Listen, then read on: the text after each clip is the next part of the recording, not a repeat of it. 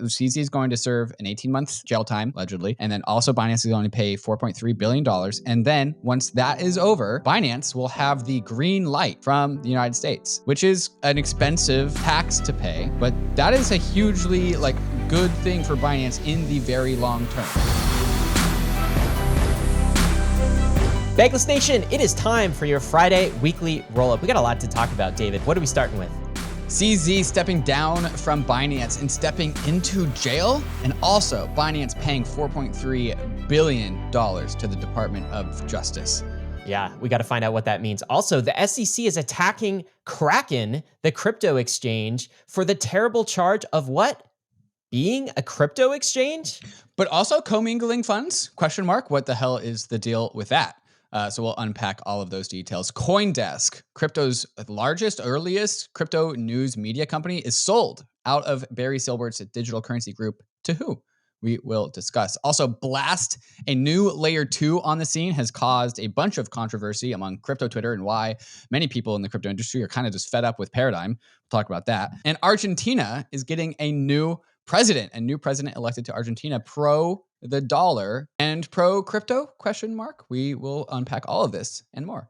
We should also say it is going to be Thanksgiving. You know what? I think I said happy Friday morning, and this is actually coming out on Thursday morning. Right. So happy Thanksgiving to all U.S. listeners. I hope you have a fantastic time trying to convert your family members into crypto zealots as they ask you, hey, honey, how's that crypto thing going?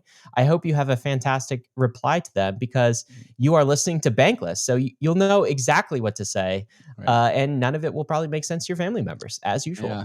Oh, honey, I heard one of your crypto friends got put in jail again this week. It's really bad timing. And David, you're actually on the West Coast over to visit family for the holidays as well. So are they going to be asking you about crypto? Oh, well, they know I'm very deep in the crypto sphere. So they already did. I was home last night. My mom was asking me about it. Yeah. Longtime Bankless listeners will know when this is my background. David's home for some holiday reason. This is the home, Ryan, that I started my crypto rabbit hole journey in. This is where I was losing blood. I was cutting my fingers on the sheet metal while I was putting together mining computers for Ethereum back in 2017. Wow. Yeah. That was how many years? 6 years ago. Yeah. Crazy. Literally started your crypto journey with blood. That's pretty impressive to add to I the have bio scars there, on my David. hands from trying to put together mining computers. Yeah. All right, Dave, we got to get into the markets. But before we do, want to shout out our friends and sponsors over at Near. They've got a new data availability layer. David, tell us about it. The Near Layer 1 is also now a data availability layer for Ethereum rollups or rollups generally. And so data on Ethereum is still pretty expensive. World War III resistant block space is expensive. So the Near data availability is 8,000 times cheaper than currently Ethereum data availability. Wow. So if you are launching an app chain, in the Cosmos ecosystem, or a layer 2 on Ethereum, or a rollup just somewhere in the cryptoverse, well, those are kind of your only two options. Use Near for data availability. Near's data availability layer already has some very early partners: Madeira by Starknet, Caldera, Fluent, Vistera, Movement Labs, and a few others. So the price of data in Web3, like all things, is getting cheaper thanks to Near. There is a link in the show notes, bankless.cc/Near, to get started. All right, let's get to the markets, David. The Kraken charts this week, what are they telling us about Bitcoin? Look at that line up and to the right. I mean, you're zoomed super far out on the 1 month, but that is just an upward trend line with plenty of volatility. Bitcoin started the week at $36,000, ending the week at $36,500, up a little bit, keeping the markets alive. Moving into ETH price, also just looking like a straight line up again with some volatility, starting the week at $2,000, ending the week where we are now at $2,040. The ratio between Bitcoin and Ether, a little bit up, but relatively flat. And of course, the total crypto market cap, $1.44 trillion. Blue chips, Bitcoin and Ether up, marginally up. Some altcoins down the market cap stack, down. But overall, I would say we are floating. We are floating up, I would say. This is definitely bull market territory, and thanks to Kraken for providing those charts. Of course, no securities traded on Kraken. These are crypto tokens, aren't they, David? We'll get to that story a little bit later. But before we touch on Kraken, let's talk about CZ. CZ, the founder of Binance, is out, David. Take us through the story. So how did this happen, and what happened over the last couple of days?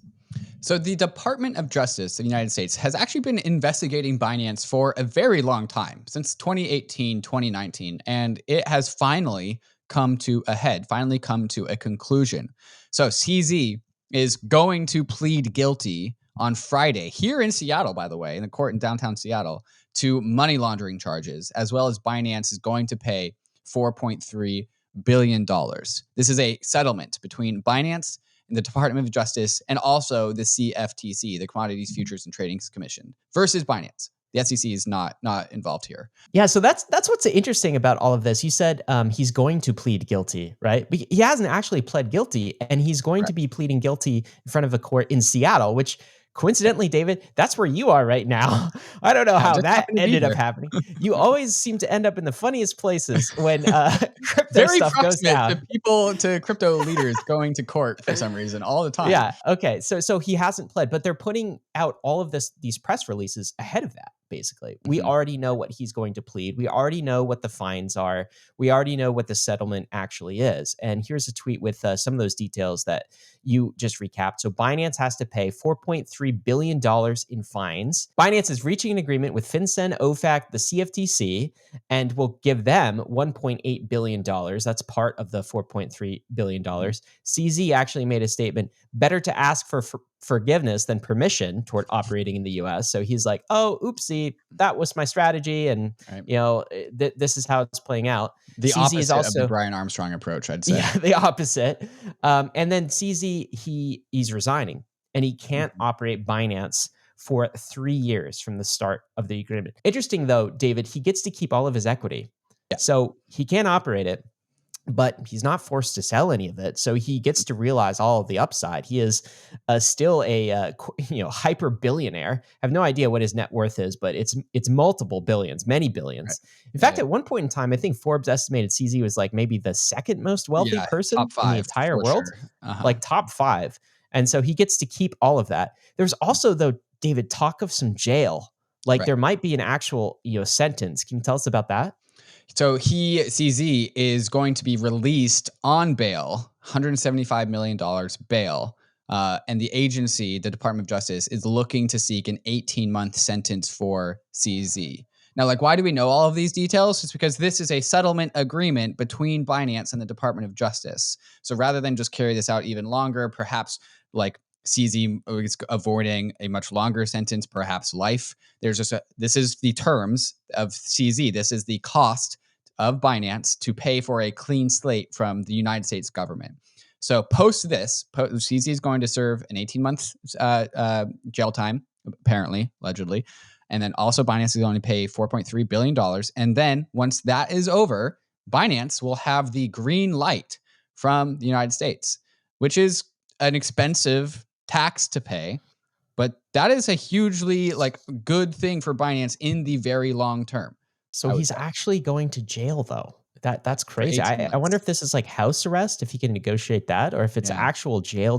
If it's is this kind of like, the white collar cushy jail, or is this it Arthur Hayes jail, or is it Sam Bankman-Fried jail? Where is it on this spectrum? That seems to be unclear. Can we talk really quick, David, about what Binance is actually being charged for, though? What crime did they commit, and what is CZ actually pleading guilty to here? I'm sure they would love to go after CZ and Binance for every single thing under the sun, but the thing that has finally come to a head here is knowingly allowing money laundering and terrorist financing to occur on Binance. Binance famously was pretty loose in the early days about KYC on the exchange. You could just kind of flub your KYC, your VPN, check, I'm not a United States citizen, and then you could just use Binance. And so there were reports. Remember when the Signal chats that came out with CZ and other executives at Binance, they knowingly allowed terrorists to operate on Binance. There's pretty ironclad proof of this. There's ironclad proof of this. And so it was not only they allowed it, but they also knew about it and they didn't do anything about it. And so this is why the SEC is notably absent from this. This is not child's play of Gary Gensler and his influencer campaigns. This is the Department of Defense having a problem with Binance allowing for terrorists to funnel money through Binance. And CZ's we're turning a blind eye. And so it's kind of like the highest level of offenses you could make towards the United States government. Yeah, you said the Department of Defense, and they're kind of associated here. It's like the agencies of FinCEN and OFAC. And by the way, if you're not familiar with what these agencies are, we did an entire podcast on the financial surveillance apparatus that you should absolutely check out. But notably, what CZ did not do and what Binance did not do, it was not an FTX style fraud. Right. Okay. So there was not a missing funds from the exchange of billions of dollars. And by the way, that was rumored earlier in here, at least on crypto Twitter. It's just like, oh my God, CZ is doing the same thing that FTX is doing. That's not what these charges are for. And you have to assume that these investigators went through absolutely everything they could. There's no gaping hole on the balance sheet. So it's not that. And as you said, it's not an SEC snafu. It's all about financial surveillance. It's OFAC, it's FinCEN.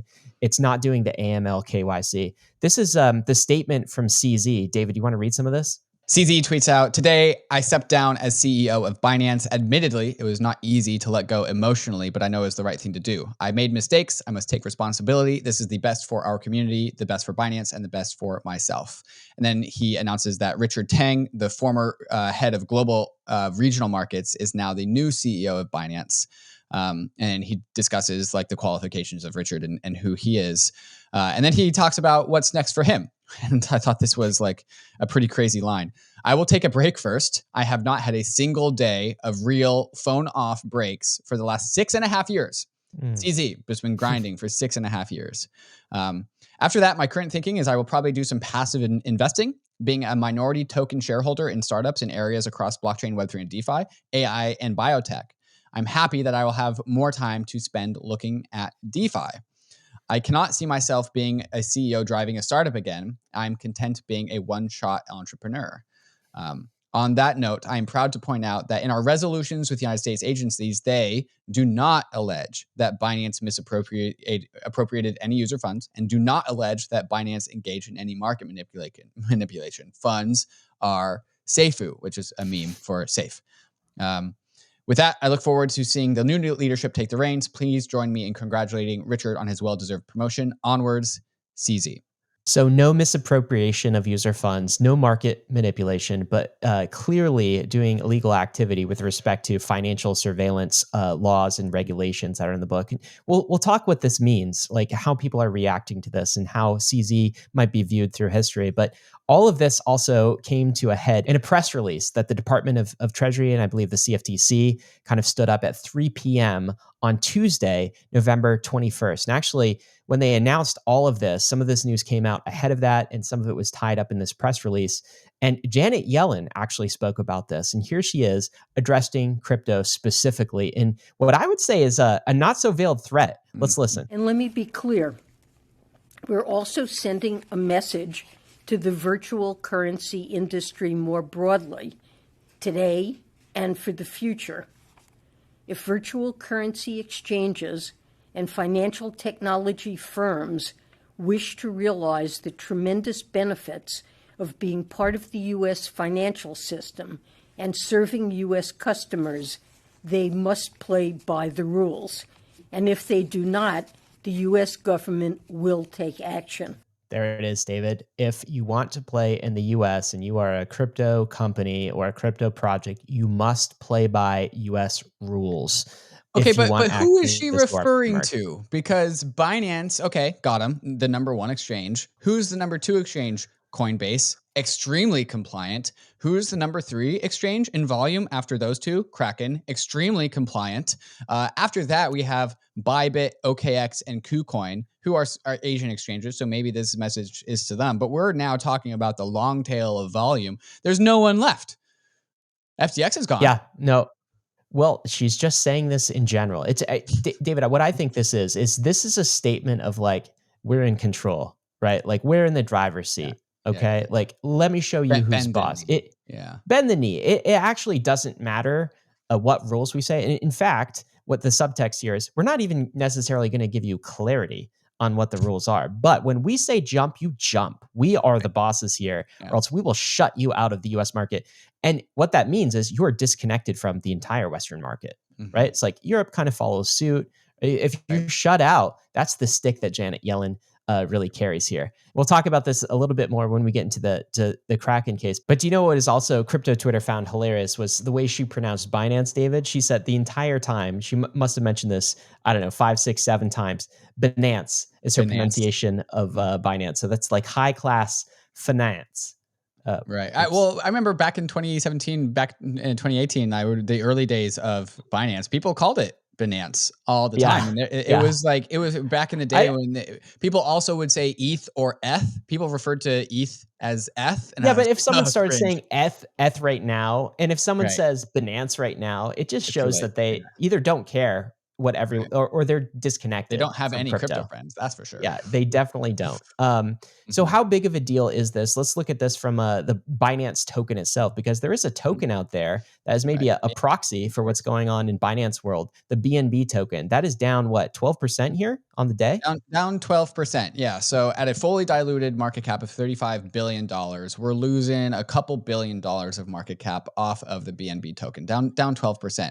But I will also say, like, that's not far off from like the regular old market. Like right now, like for example, Solana is also down 12% right now. Layer 2 tokens like Optimism down 8% on the week. XRP down 7% on the week. So you can't even really say that the market even reacted to this. It's a little bit of a reaction, but kind of a little bit of a reaction. Yeah. But like 12% in crypto, like whatever. Okay. That's fine. Another big question though, David, for Binance, or Binance, I should say, is where is all of this coming from? This $4.3 billion, do they have the funds to actually pay for it? What's this tweet?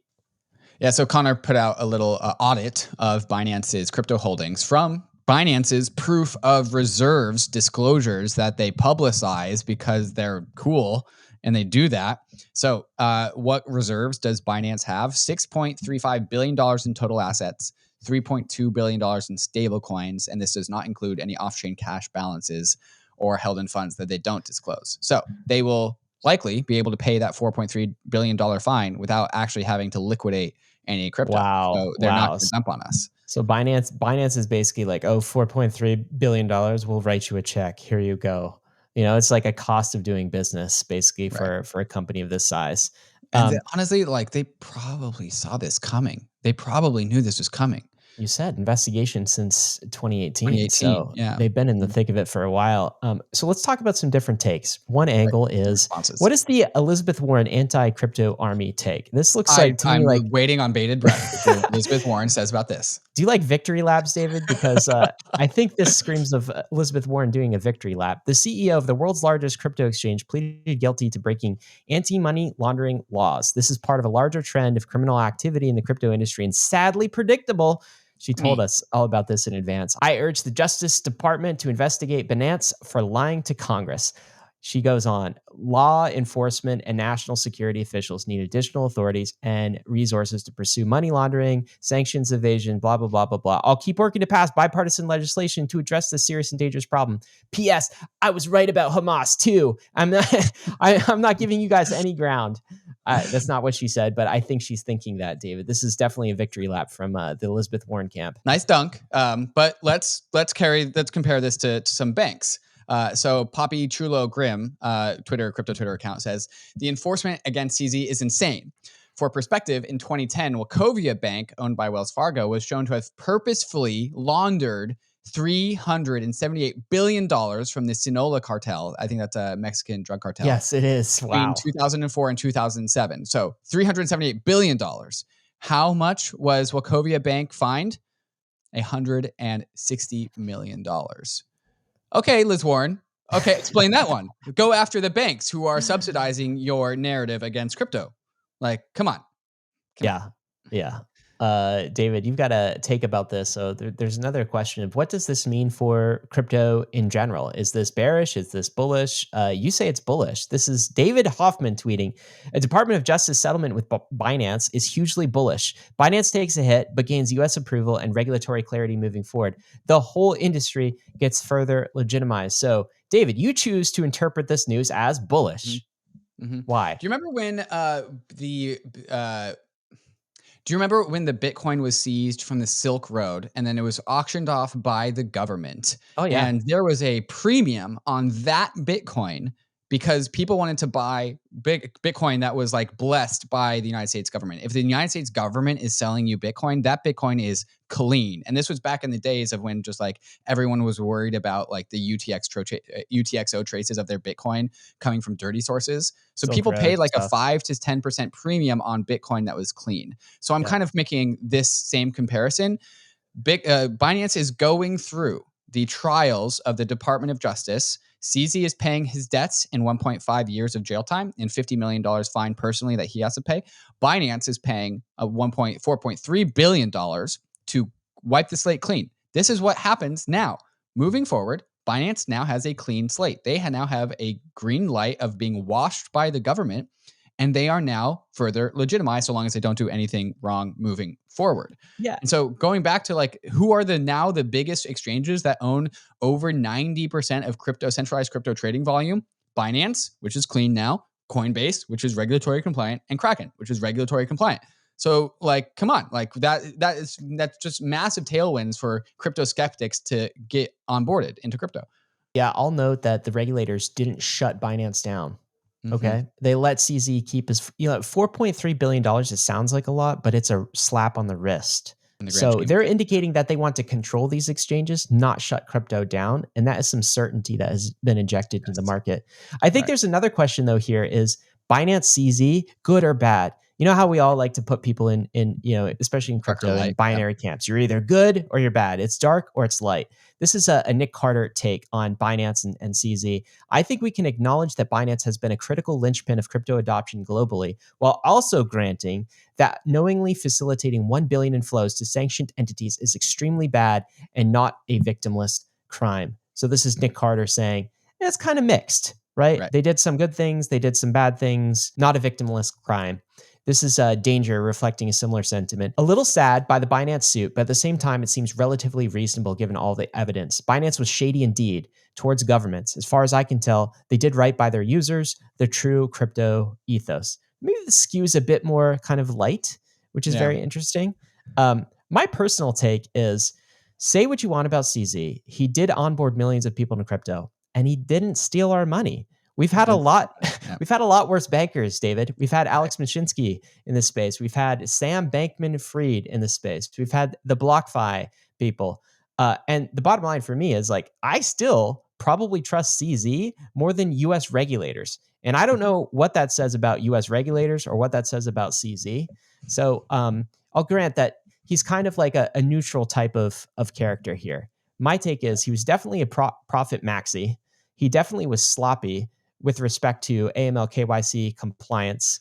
He probably caused some... No, risky, pushing the limits. Yeah, he pushed the limits, I would say. And it cost him. He broke the limits, actually. Yeah, he broke the limits. It cost him in the end. Yeah. But there's also a question of like, ethically, what do you actually think about AML KYC, right? I think our posture on Bankless has been, if you have the ability to block the bad guys, right, then you should be regulated to block the bad guys. Yeah. If you are a credibly neutral protocol, it's open for everybody. You have no ability to block anyone. And by the way, the good of credibly neutral protocols outweigh the bad. But Binance was not a credibly neutral protocol. It was more like a bank. It was an exchange. And so it should have some type of rule structure, regulation, apparatus. And Binance clearly dodged that. What's your take on CZ? Are you like team CZ good or team CZ bad, or do you fall somewhere in the middle? Yeah, I'm trying not to be warped by all of the bad people that have redefined what it means to be bad. Like Sam Bankman-Fried really pushed the limit on what it means to be bad. Alex Mashinsky, Do Kwon, Daniel Sesta, just like I didn't realize how bad people could get. And so like maybe had I come in with more like virgin eyes into this space, I would have judged more innocent David would have been like, oh, you're not a great guy. He's pretty bad. Yeah. He's like allowing terrorist financing on his platform. But like, man, like I'm about to go to Argentina in January. Like they use Binance, dude. They use Binance to get banked. They use Tron on Tether. And that's not Binance, but it's just like they use the Binance exchange and the Binance app to send money around. This is also true for Africa. And so, I mean, like the simple take is like we support DeFi protocols that terrorists can use, and also the rest of the world. And we believe that this is a net positive outcome in the grand scheme of things. CZ tried to operate under those principles, but he didn't have that same foundation. Like he could have stopped the terrorists, and he chose not to. He was not an internet protocol like TCP/IP. All right, he had his own walled garden platform, and there's some responsibility when you have something like that. Yeah. David, you alluded to it earlier, but one other question here is, okay, what does this mean for centralized exchanges? And you said, I mean, this is very good for a Coinbase. This is very good for a Kraken, basically, because Binance is pretty much stultified in Western markets. Anywhere that the kind of the US touches or the US influence overshadows, Binance is kind of cut out of that.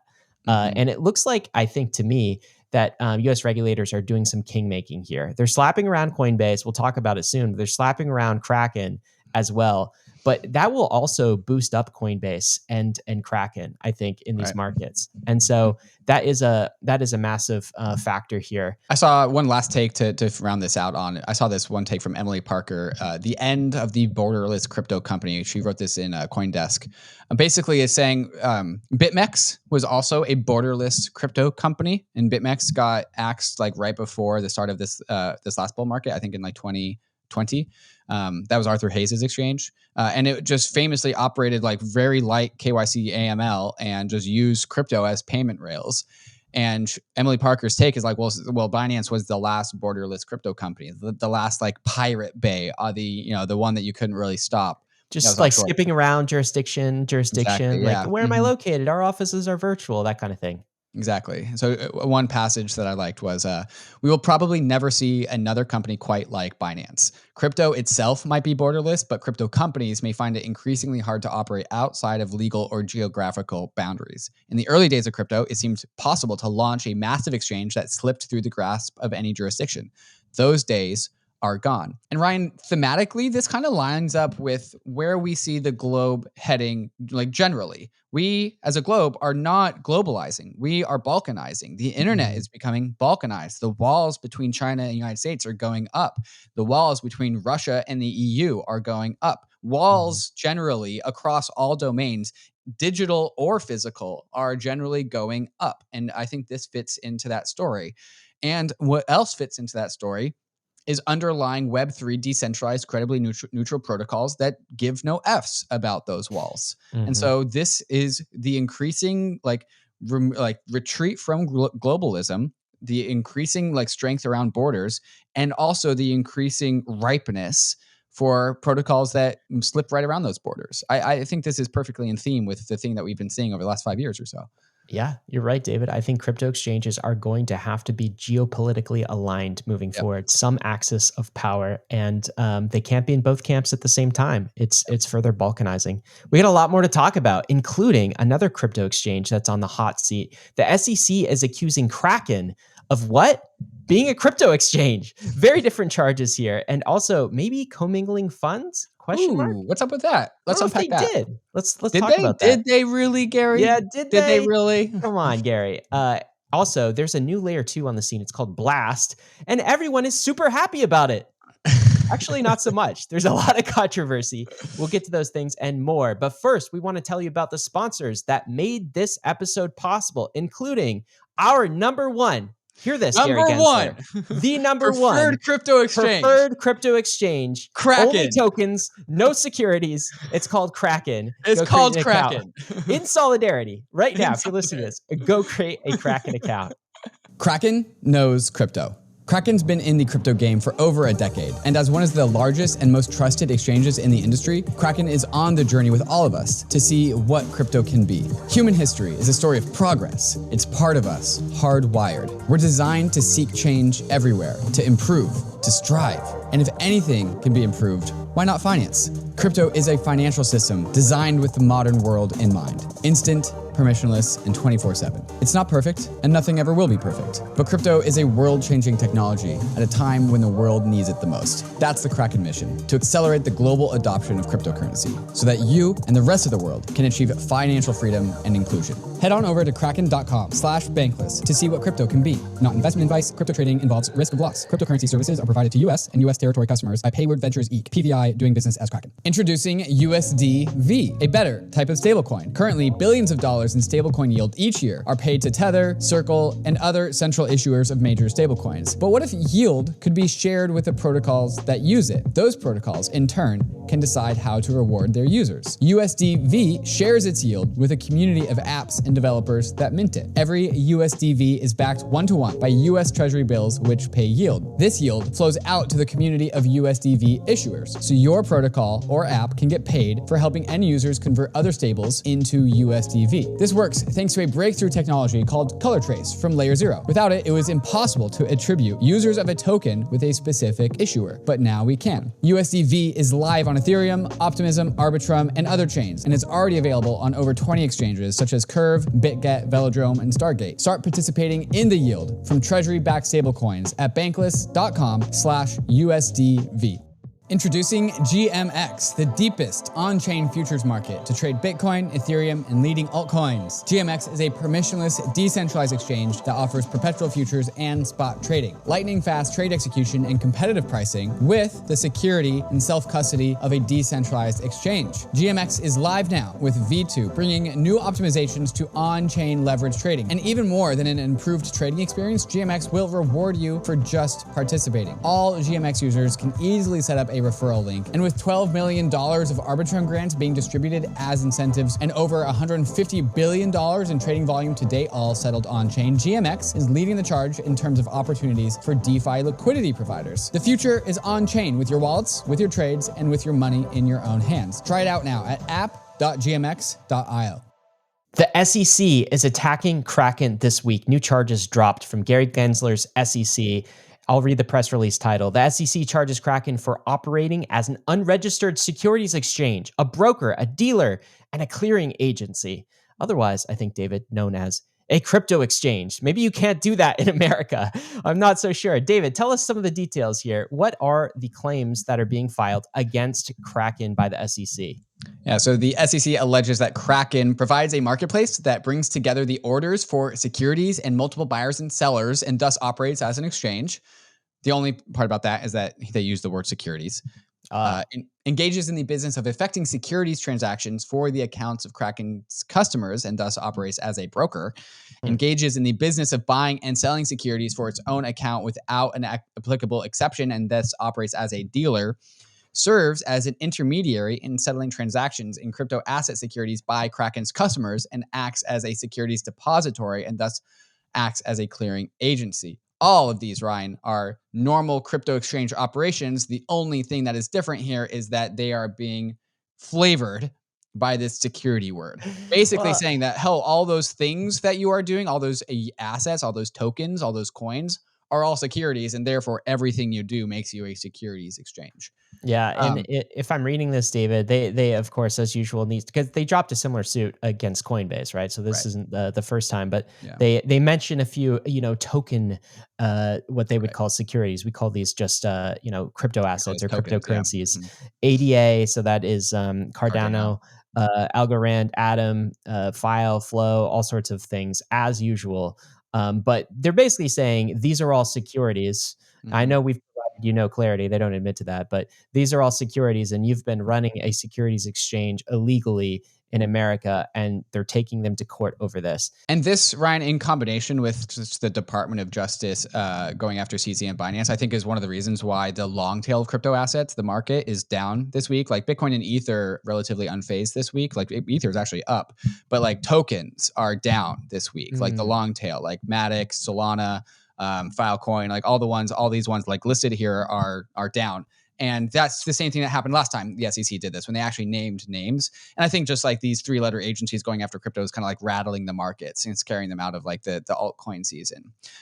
So my take here is that, we'll just kind of see a bounce back on that because that's what we've seen before. And there's nothing really new here, except there is something new, right? In line 221 of this complaint, there's this commingling funds thing. that the SEC has accused Kraken of commingling funds with its own accounts and customers. So customers' funds are being commingled with each other's, and also Kraken is using customer funds to pay its bills. And so this is the one thing that's like different and new that like flagged my attention. I was like, yo, what do you mean commingling funds? What does that mean? Because that sounds very FTX-y. And in the press release from the SEC, they have like all of these bullets that I read out earlier, right? Engages in the business of affecting security transactions, provides a marketplace, blah, blah, blah. And those are the illicit allegations. But then like there's this separate paragraph that's like, oh yeah, and also by the way, they commingled funds and they use customer funds to pay bills.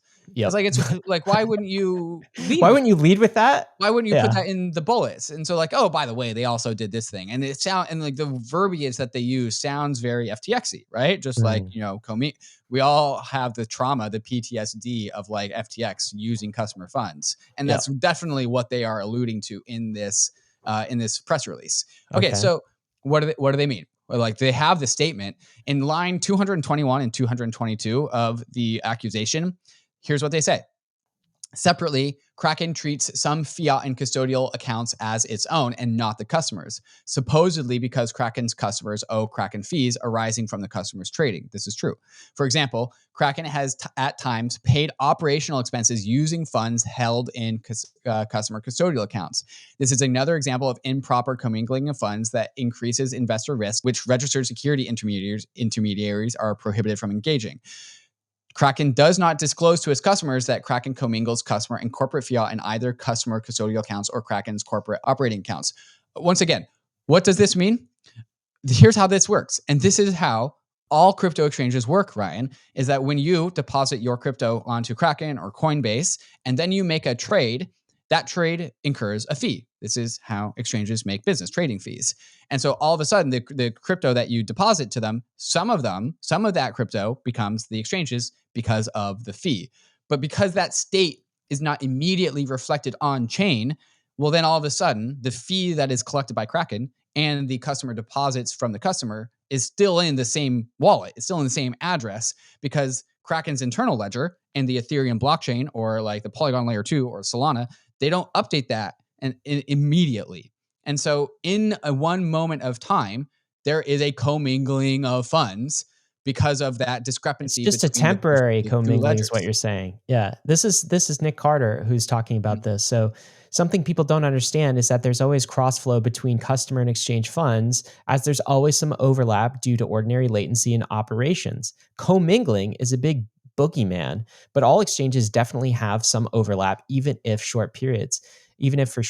Is this seriously what the SEC is like? Yes. They are talking about it as a kind of an add-on in their list of allegations, which lead with securities, but they are like, it seems like intentionally making it sound as if Kraken is running an FTX SBF style scheme. Right. And really, it's just a technicality in the way the business operates. Detail. Are you effing serious? So you can imagine Jesse Powell, one of the co-founders of Kraken, how like frustrated he is with this. So he follows up to Nick's tweet and says, "It's so ridiculous. There's no statutory requirement to segregate. Fees paid are, quote, commingled until they are moved out.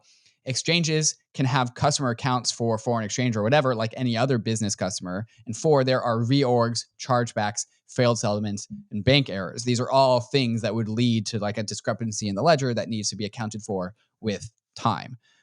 So yes, nice. Again, like good, it's a good little jab. They're putting it in the press release. Those allegations will not hold up in a serious court system, right? They're just adding it to like flavor the entire list of complaints here. Yeah. Yeah, that's absolutely bogus. So the big question here, though, is what is Kraken going to do about this? And I'll also like remind folks that earlier this year, David, it was 9 months ago, Kraken was charged again by the SEC, this time for its staking service. And at that point in time, it decided rather than go to the court system, do all these things, basically the mob boss is coming and kind of collecting, it decided to pay the penalty rather than fight the SEC. $30 million. $30 million. That was 9 months ago. Okay. So now the SEC is like, oh, so you're willing to pay. I guess we'll drop some more charges on you. That's what it seems like to me. So what is Kraken going to do, David? So here's David Ripley, operating CEO of Kraken, who says, we strongly disagree with the SEC claims, stand firm in our view that we do not list securities and plan to vigorously defend our position. Yes. As we've See you seen in before, court, Gary. The SEC argues that Kraken should come in and register with the agency when there is no clear path to registration. Words that we've heard for like 3 years now. Its allegations are factually incorrect, contrary to law, and the wrong way to create policy in the United States. As an industry leader, we will stand up to these allegations and defend the crypto industry's right to exist in the United States. That's we right. believe congressional action is the most appropriate path to resolving the lack of regulatory clarity in the U.S. and will continue to support these efforts to bring clarity and certainty to the chaotic environment that has been created in the U.S. Saying, Congress, will you please rein in ya boy, Gary Gensler? Somebody's got to. Jesse Powell retweeted this blog post from Kraken, and he says USA's top decelerationist, and this is coming out of the backs of like decel is now a word that we use to describe anti-innovation in Silicon Valley and tech and crypto. Okay, so USA's top decel is back with another assault on America. He's calling the SEC and Gary Gensler a decelerationist. The masochists haven't been happy with the beatings that they've been taking in New York. I'll unpack that in a second. And are shopping for a different flavor in the reg dom in California. Regulatory dominance? Yeah. Wow, this is unhinged. I thought we settled all their concerns for $30 million in February. Now they're back for seconds. The message is clear. $30 million buys you about 10 months before the SEC comes back around to extort you again. Lawyers can do a lot with $30 million, but the SEC knows that a real fight will likely cost $100 million and valuable time. If you can't afford it, get your crypto company out of the United States war zone. I just love. I love the energy out of Jesse. Like just calling it how it is. It's like they're just extortion. Extortion. Okay. I want to unpack the masochists haven't been happy with the beatings they've been taking in New York and are shopping for a different flavor of regdom in California. Is he talking about the Ripple case? Well, so all of the cases that the SEC has filed in New York have gotten shut down. Lost. The New York courts have said, Gary Gensler, go home.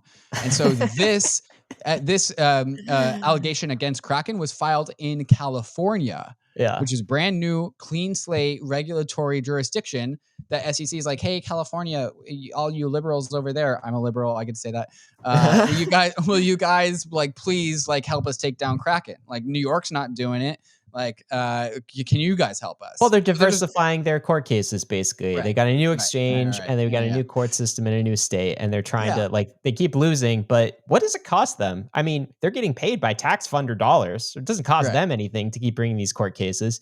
Gary Gensler clearly doesn't care what the crypto industry thinks of him. He clearly doesn't care about the legitimacy and credible neutrality of the SEC as a governing entity. He is here to advance the career and political aspirations of Gary Gensler. So he could drop whatever court case he wants at any point in time, and he does not care if he loses. That's what's so insidious. It's such a stupid tax on American innovation and our entire industry, and ultimately the 1 in 5 Americans that actually own crypto. I think, David, this man, Gary Gensler, is, under his leadership at the SEC, he is a political liability for the Democratic Party. It's treason. It's treason. Treason. David goes right to treason. He's treason. Oh man, so that's what's going on there, and it's great to see Kraken pushing back on this absolute sham of a regulator. I guess one thing we have to add at this point, of course, is full disclosure. If you're not already aware, Kraken is a sponsor of Bankless, and that's why we picked them. We picked them because they protected users for over 12 years. Gary Gensler has not even given us a Bitcoin ETF in the last 12 years. Kraken has a stellar reputation. They were first to initiate proof of reserves. We believe they are right, and the haven't SEC lost is a dime. wrong. Haven't lost a dime. However, and I just want to pull this out one more time. Yeah. Kraken is not doing anything wrong according to the SEC other than trading securities. And the SEC is going to Kraken and being like, hey, you guys are trading securities. But then they list a bunch of securities and they're not going out to the securities that they issue and say, hey, you guys made securities. they're going to Kraken and say, you guys are listing securities. And like Kraken's like, yo, we didn't make these things. And so they're going after the people that aren't responsible for the inceptions of the alleged securities in the first place. Yeah. Well, because they can't actually go and take Filecoin or Solana to court because they probably don't want to lose that one either. Well, they may. Yeah. It's still early here, David. Well, then why aren't they doing it? Well, I bet they. Who knows? Who knows what this mastermind's plans are? And the whole point of that section was to tell you that Kraken is a sponsor, and of course, beloved sponsor. And of course, guys, if you want to be extra sure, just don't keep your crypto on any centralized exchange ever. Go bankless. That's also what we encourage. All right, David, are you ready to get blasted, man? Because there's this new there's this new layer 2. It's called Blast. And it blasted on my Twitter timeline this week. And there's some controversy about it. I've been busy looking at other things. Can you tell me what this thing is? Blast notably raised $20 million from Paradigm. And this is where people's like attention gets funneled into Blast, because Paradigm is like, dopamine for like the crypto Twitter degen. They did friend tech. Exactly. They did friend tech, right? And like you're gonna notice they also did Blur, and you're gonna notice like a lot of Blast is cut from the same cloth as friend tech and Blur. Like a lot just of the dialed up. Just like really dialed up. And so introducing Blast, the only layer 2 with native yield for ETH and stable coins. And so, okay, what does that mean? The TLDR is that if you submit your Ether or your stables into the Blast deposit contract, they just convert it to Lido staked ETH, or they deposit it into the MakerDAO T-bill engine. And then your ETH balance on Blast just naturally increments up like 0.02, 0.03 over time as ETH staking does. So it just converts your Ether into staked Ether on your behalf, and then just gives you more Ether on the layer 2. Same thing with stables.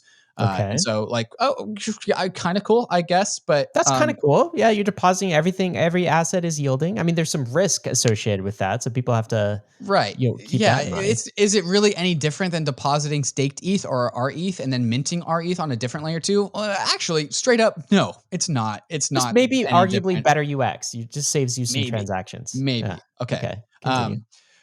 So built by Pac-Man Blur, the Blur founder. And so this is when we started, well, it's not only just cut from the same cloth, it's made by the same founder. And this is where a lot of the financial engineering, financial gamification that Blur pioneered is now being like, that playbook is being repeated again. And also Blur, investment from Paradigm. Interesting set of investors. A lot of the crypto Twitter trade influencer accounts that also, again, that is a playbook from friend tech, where they kind of just like gave the crypto Twitter influencers early access and investment into friend tech so that they could like promote the whole friend tech thing. So we're starting to see like a reproduction, a lot of the same strategies. Well, yeah, and we were looking at a tab earlier, David, that actually shows it's not just the ETH yield and the USDC yield in Maker, but there's something called like Blast Rewards. Rewards. Okay, the longer I keep my funds on Blast, the more Blast you get rewards. You get rewards. Really? Yeah. Okay. Well, on the Blast website, you go to the website. It's Blast, and that's airdrop is the first tab on Blast. And it's unabashed about this. Unabashedly. I remember when I opened up Friend Tech, I was like, oh man, they made an airdrop tab. That's bold. Also, the gated release with invitation codes a la Friend Tech. And so like, you don't have access. You got to get an invite code. This is but the whole branding, they're leaning into the this feels very Robinhood, I would say, right? They're just totally leaning into the degen of like fast money, like if it's deposited here, you're earning. It's just kind of leaning into that kind of culture. It seems like to me. So what's the problem with this though, David? Why it keeps getting worse. It keeps getting worse. So here's how invites work. And so this is literally from their website. I'm reading a section from their website. How invites work. You get points when your invites earn points. Your invites, the people you invite, when they earn points. And then when their invites also earn points, you earn points. You get 16% bonus points when your invites earn points, and 8% when their invites earn points. If you invite a whale, you get a lot of points and you'll move up the leaderboard. So like, shout out to the graphic designer who made this last section a square and not a pyramid. But this is a pyramid. This is a pyramid. And so Yes. if you are just getting points, if your invites come in on board, and then also Sure. if they invite, you get their points too. It's just that's a pyramid. Pyramid That's scheme technology. Here we pyramid got. scheme for invitation codes, right? Okay, so what is the wisdom of the elders here? We got another pyramid scheme. What do respected members of the Ethereum community say about this? Right. Okay. So remember how they called it a layer 2? Well, it's not a layer 2. It is a one-way deposit contract that is a 3 of 5 multi-sig. The layer 2 launches in Q1 2024. Right now, it is like a centralized sidechain with a 3 of 5 multi-sig that you cannot withdraw from. It does not go backwards. It only goes one way. That doesn't sound great. Yeah. We're amping up the risk here. And there's already, at the time of this tweet, 30 million, but I think there's more. No. There's over Let me look on $120 Etherscan. How million much is in this? deposited very, very early in the early days of this yield-bearing layer 2, which again, I contest the 140, idea David. that it's the first yield. I have my assets on Optimism, and I have that in our ETH. Does that make Optimism a yield-bearing layer 2? Because it's effectively the same technology. Yeah. Okay, so it's not a real layer 2. Here's another take. It's not a from, real layer Tim 2. Kniff It's not about ETH. truly yield-bearing. The duality of paradigm. They've raised the Yeah, bar so- in terms of technology. Founder, Reth, Alloy are wonderful. They've won the hearts of engineers I love. I respect Georgios and think he cares. They've made my life as a lowly application developer better. But my God, the behavior of their investments. I thought Blend was awesome, but Blur, Blast should be seriously ashamed of launching an L2 in this state. There's not even anything to roll up. It's a multi-sig wrapping a proxy to an unverified contract. It's gross and no different than people shoveling Ether directly to influencer EOAs in hopes of a shitcoin allocation. Wow, some condemnation here from a crypto developer. What's your take on this? Yeah, this is where... Actually, I got to read this. But I can't throw stones. Same poster here. I claimed my airdrop. I bridged too. I'll still keep drinking that garbage. I just wish it didn't have to be this way. I don't know about that. Like, if you wish it didn't have to be that way, but you're still participating in the pyramid scheme. It's the incentives, right? It's the gamification. Okay. It's the incentives. Like, it's not lost on me that Matt Huang from Paradigm wrote that Casino on Mars blog post, like in the middle of launching like 3 different casinos. So here's a take from like, and the casinos like Blur, Blend, Friendtech. These are all just like gambling platforms. And so like at some point in time, Paradigm was like, you know what, like, we're just going to fund casinos. We're going to fund casinos. That's what we're going to do. We're just going to lean into it. And that's why they've gotten all the crypto Twitter trader influencers on board. This is Joseph DeLong who just tweets out, did Paradigm just turn into a pump and dump sweatshop? Like pump and dump sweatshop. It's like, I would have called it a casino sweatshop. But like, yeah, that's like what people are critiquing is what Paradigm is really like fun, like what they're investing in. Here's Ethan Bookman from Cosmos. Remember when Paradigm like took crypto off of their website and then they had to re-add it and they did crypto. Yeah. Well, now it's just like Ponzi. This is not actually what their website is, but this is like the edit, right? So like people on crypto Twitter are just saying like, yo, like kind of gross and ick. And it's the same like financialization Ponzi playbook being repeated over and over and over again. Here's Dankrad, who says, this is a very bad idea. And this is referring to the native yield aspect of it. ETH and liquid staking derivatives are different assets with different risk profiles, and users should have a choice about which ones they want to use.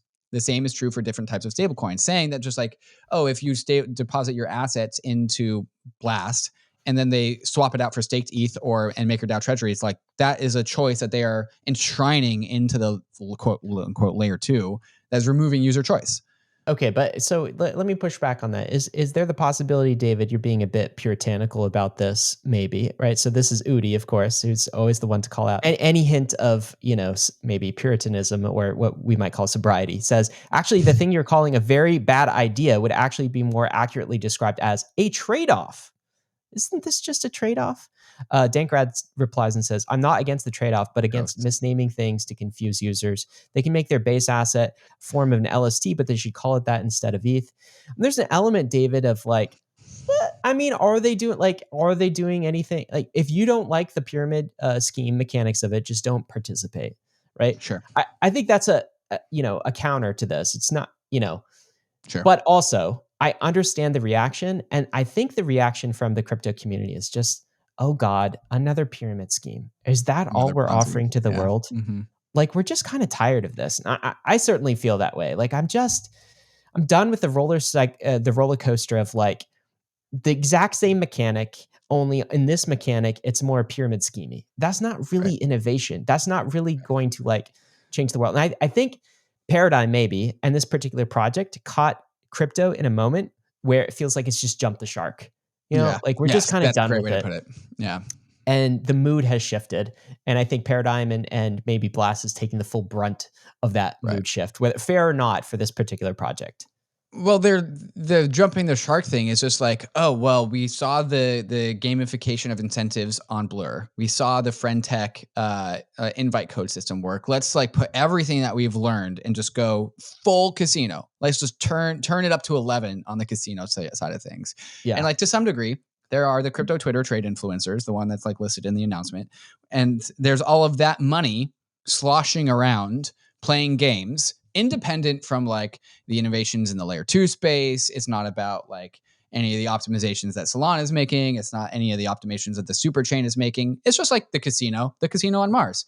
And so that casino on Mars just happens to be very proximate to more like the EF members, the more the idealists out there. And that is a friction point. We have like the degens right next to the idealists, and now like we're talking about it. And so maybe that's just like this Paradigm's just making this product, and it's not for us, but they just happen to also be in our community. And there's just something weird about just like the duality of Paradigm, that one blog post where like Georgios is working super hard to fix like rollup composability, like cross-chain and rollup composability. He built Rust Ethereum, which devs love. And so like you have this just extremely prestigious, hardworking, like bunch of researchers I get tackling it. very hard problems, and then their products are casino Ponzi's. Yeah, no, I get it. I think my biggest issue with this is that it's a multi-sig and not a true one-way layer 2. multi-sig. That's probably my biggest. Otherwise, Branding is bad. I feel like it the same way I feel about Friend Tech, which is like it's a pyramid, scheme. That's what they're doing is their growth strategy. I guess I'm neutral to like not feeling great about it, but I hope to God this is not all that crypto produces. Right. Like we got to show the world a little bit more than this. All right, David, we got some more stuff coming up. Coinbase just got sold. We talk about who the new buyer is and whether we should be concerned or not. And also, is there a new crypto president of Argentina? But before we get to all that, we want to shout out our friends and sponsors over at MetaMask. And if you have not opened the new MetaMask portfolio app and all of the updates that are coming your way, go check it out. It's a great place to look at your portfolio. MetaMask Portfolio is your one-stop shop to navigate the world of DeFi. And now bridging seamlessly across networks doesn't have to be so daunting anymore. With competitive rates and convenient routes, MetaMask Portfolio's bridge feature lets you easily move your tokens from chain to chain using popular layer 1 and layer 2 networks. And all you have to do is select the network you want to bridge from and where you want your tokens to go. From there, MetaMask vets and curates the different bridging platforms to find the most decentralized, accessible, and reliable bridges for you. To tap into the hottest opportunities in crypto, you need to be able to plug into a variety of networks, and nobody makes that easier than MetaMask Portfolio. Instead of searching endlessly through the world of bridge options, click the bridge button on your MetaMask extension or head over to metamask.io/portfolio to get started. CELO is the mobile-first, EVM-compatible, carbon-negative blockchain built for the real world. And now, something big is happening. Introducing the CELO Layer 2. It's a game-changing proposal that's going to bring CELO's rapidly growing ecosystem home to Ethereum. Vitalik has shared his excitement for the CELO Layer 2 on the CELO forum, so has Ben Jones from Optimism. But why? The CELO Layer 2 will bring huge advantages, like a decentralized sequencer, off-chain data availability, and one-block finality. What does all that mean? Rock-solid security, a trustless bridge to Ethereum, and more real-world use cases for Ethereum without compromise. And real-world adoption is happening. Active addresses on CELO have grown over 500% in the last 6 months. With the CELO Layer 2, gas fees will stay low, and you can even pay for gas using ERC20 tokens. But CELO is a community-governed protocol. This means that CELO needs you to weigh in and make your voice heard. Join the conversation in the CELO forum. Follow @CELO.org on Twitter and visit CELO.org to shape the future of Ethereum. ARBITRUM is the leading Ethereum scaling solution that is home to hundreds of decentralized applications. ARBITRUM's technology allows you to interact with Ethereum at scale with low fees and faster transactions. ARBITRUM has the leading DeFi ecosystem, strong infrastructure options, flourishing NFTs, and is quickly becoming the Web3 gaming hub. Explore the ecosystem at portal.arbitrum.io. Are you looking to permissionlessly launch your own Arbitrum Orbit chain? Arbitrum Orbit allows anyone to utilize Arbitrum's secure scaling technology to build your own Orbit chain, giving you access to interoperable, customizable permissions with dedicated throughput. Whether you're a developer, an enterprise, or a user, Arbitrum Orbit lets you take your project to new heights. All of these technologies leverage the security and decentralization of Ethereum. Experience Web3 development the way it was always meant to be: secure, fast, cheap, and friction-free. Visit arbitrum.io and get your journey started in one of the largest Ethereum communities. Javier Milei is his name. David, this is a picture of Javier. He is dressed as his superhero alter ego called General ANCAP. The ANCAP, I think, stands for Anarcho-Capitalist. Anarcho-capitalist, yeah, definitely on the skews libertarian, let's say. Have you been following this? A little bit. Yeah. So I saw this video of him waving a chainsaw around outside of the roof of his car because he's waving this chainsaw saying like, we're going to cut out the government. It reminds me of actually a little bit of our Vivek interview where he's like, we're just going to gut half the government. There was no chainsaw in the Vivek interview. Yeah, Vivek is a lot more. This guy is an eccentric character. This guy is like, he's kind of like a rock star. Like he should have a guitar and he should be on like the Rolling Stones. Like that's a little bit crazy. He's a little bit crazy. He's super eccentric. He's a big performer, very like loud and boisterous. Very like right-wing, elected right-wing libertarian is now the new president with 87% of the votes counted, 56 to Milei, 44% to the opponent. So like, what's his deal? Like what does he want? Why do people even think that he's like pro crypto? His major narrative is what is being called economic shock therapy. So he's just going to rustle things up with the Argentine economy. And by the way, Argentine economy, if anyone can solve that problem, they'll get like a Nobel Prize because they at like 100% Argentine peso inflation year over year. Like the amount that people like demand for dollars in Argentina is through the roof. So he wants to shut down the central bank. He wants to ditch the peso. He wants to just cut half the government, like slashing spending and then potentially very painful reforms. And so his first presidential speech, he goes, the model of decadence has come to an end. There's no going back. So this guy wants to shake up Argentina. And I think the question is like the Argentine economic situation is a very large problem. And now we have this very loud and boisterous human promising to shake things up. And is the human able to be as large as the problem? Because some people in Argentina are like, it doesn't matter who is president. The economic situation is so terrible that like it's that one man can't do anything about it. It's a larger problem. It's bigger than any one man. Well, Balaji's take here is that this is the second Bitcoin president. So he congratulated him. And there's one clip here where Javier is saying about Bitcoin, what Bitcoin is representing is the return of money to its original creator, the private sector. He also says, we have to understand that the central bank is a scam. So not a big central banker. I believe, though, David, he's not doing the El Salvador play of like adopting Bitcoin, but rather kind of casting aside the peso and adopting the dollar as sort of the stablecoin. So maybe it remains to be seen how crypto friendly he is, but certainly I would think he would be stablecoin friendly, would he not? Yes, stablecoins has got to be in any rational person who's leading Argentina with the intent to dollarize. Stablecoins has got to be on their menu of like first things to consider. The reason why people are calling him pro crypto is because he wants to get rid of one fiat for the more strong fiat and his anti-central bank. It's like crypto vibey, like crypto adjacent. Like there's no concrete plans. Like, yeah, we're going to be a crypto country. It's just like we're going to get rid of our shitty fiat in favor of the better fiat.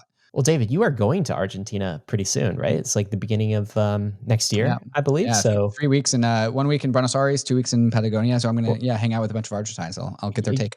Yeah, get some person on the street takes too. David, some other big news this week. Coindesk was sold. And they were sold to a crypto exchange. This is one of the largest media companies in crypto.